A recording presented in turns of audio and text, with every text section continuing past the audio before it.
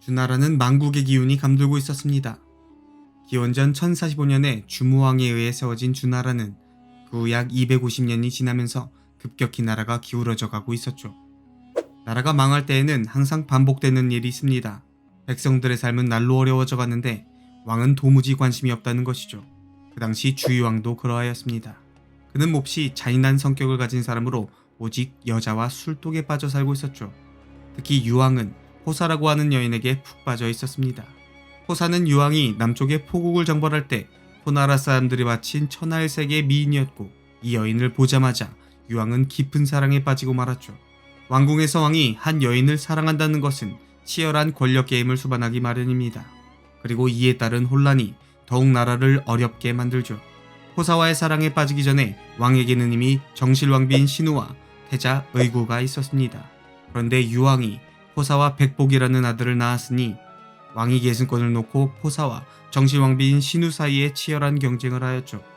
이 때문에 궁궐은 더 혼란스러워져 갑니다. 그런데 이 포사가 궁궐에 들어온 후 호사에게는 이상한 소문이 따라다녔습니다. 그녀가 나라를 말아먹을 이상한 기운을 가지고 있다는 것이었는데,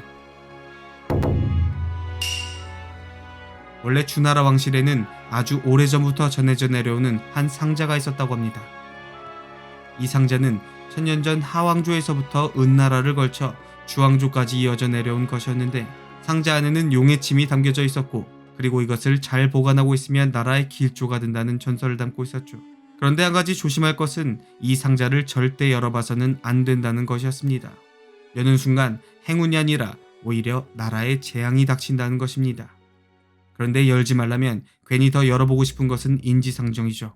유한의 할아버지 폭군 여왕이 말년에 이 상자를 열고 말았습니다. 그리고 이것을 여는 순간 상자 안에 있던 용의 침이 궁궐의 뜰로 흘러내렸는데, 침의 냄새가 너무 심해 견딜 수가 없을 정도였고, 이 침을 아무리 없애려고 해도 없어지지 않았습니다. 그러자 여왕은 계책을 하나 생각해내는데, 더러운 것은 더러운 것으로 대항한다는 생각으로 생리 중이던 500명의 궁녀를 발가벗겨 용의 침 앞에서 큰 소리로 떠들게 했고, 이 황당한 아이디어로 인하여 꿈쩍도 않던 용의 침이 움직이기 시작하였죠. 침은 점차 자라로 변하더니 한 궁녀의 치마 속으로 들어갔고, 그렇게 궁녀의 몸속으로 사라져버립니다. 그리고 그렇게 수십 년이 흘러서 그 궁녀가 할머니가 되었을 때 여자아이가 태어나는데, 당시 할머니였던 궁녀는 출산을 설명할 길이 없어 아이를 요람에 태워서 강물에 띄어버리죠. 아이는 다행히 한 농부에게 발견되어 포국에서 길러지게 되었고, 끝내 유왕에게 바쳐져 후궁으로 들어오게 되었다는 것입니다. 다시 말해 이 아이가 바로 포사이고, 포사는 이렇게 천년묵은 불행한 기운을 가지고 있는 여인이었다는 것이죠. 그러나 이런 소문이 왕궁에 돌아다님에도 불구하고 포사에게 푹 빠져있던 유왕은 전혀 개의치 않았습니다. 오히려 포사에 대한 사랑이 더욱 깊어만 갈 뿐이었죠. 그런데 그렇게 포사를 사랑하는 유왕의 마음을 안타깝게 하는 일이 있었으니, 그것은 포사가 좀처럼 잘 웃지 않는다는 것이었습니다.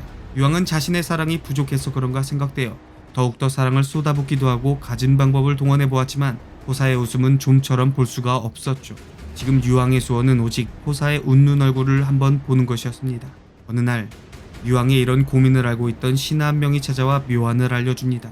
그리고 유왕은 그의 말을 따라 봉화를 울리게 되죠. 봉화를 울린다는 것은 왕궁에 외적이 침략했다는 것을 뜻하는 것이고, 당연히 주변의 제후들은 병사들을 이끌고 궁으로 달려와야 했습니다. 그런데 유왕이 심심해서 봉화를 울렸다고 말하자 제후들은 몹시 허탈해하면서 돌아가는데, 그런데 이게 웬일입니까?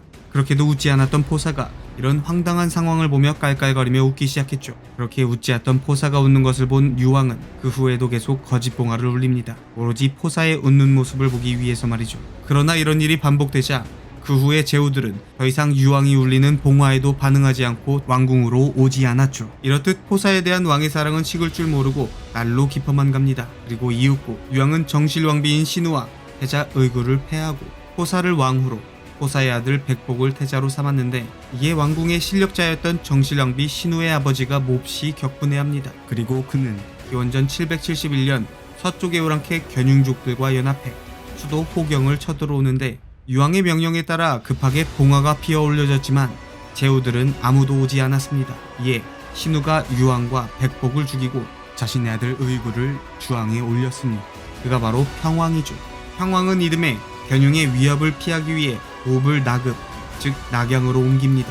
그리고 천하일색의 미인이자 어떻게 보면 주나라의 끝을 도래시킨 경국지색의 여인 호사는 오랑캐 견융에게 납치되어 평생 그의 여자로 살아갔다고 전해지죠. 이렇게 주나라의 끝을 시작으로 중국을 본격적으로 형성했던 시기 춘추전국 시대가 시작됩니다.